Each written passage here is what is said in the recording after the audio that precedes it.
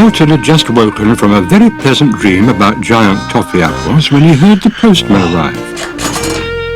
"I wonder if there's a letter for me," he said, and began to get dressed. "Oh, look, Douglas, a letter from my sister in America," said Mrs. Witherspoon excitedly.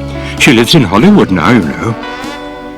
"Gee whiz," thought an uninterested Douglas. Mrs. Witherspoon took the letter into the kitchen to read over breakfast. "Anything for me?" asked Milton as he peered inside the envelope. "Aha! A letter from my cousin Enormous Eric." "Enormous?" thought Douglas.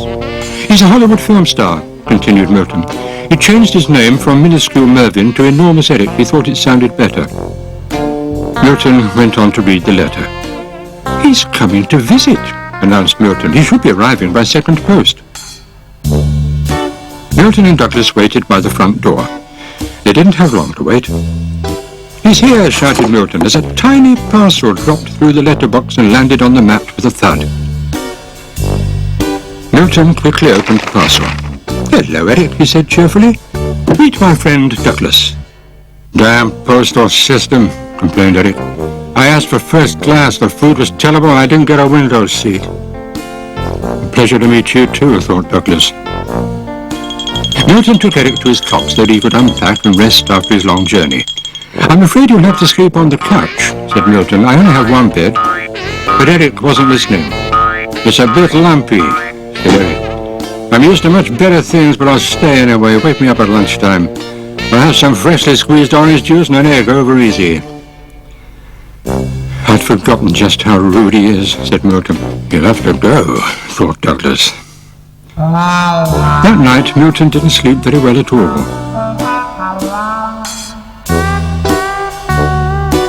And from the moment that Eric woke up in the morning, he complained about everything. He complained about the food. He complained about the weather. He even complained about Douglas snoring.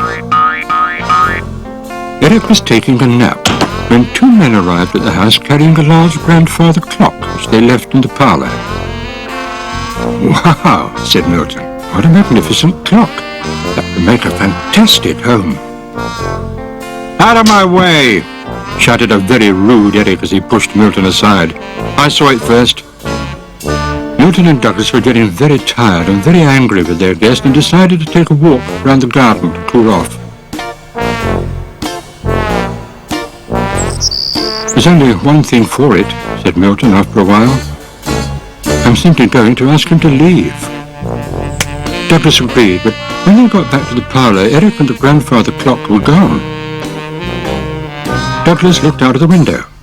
"Woof," he said. Milton rushed over to see one of the delivery men closing the doors of his van. Just then Mrs. Witherspoon walked in with the second delivery man.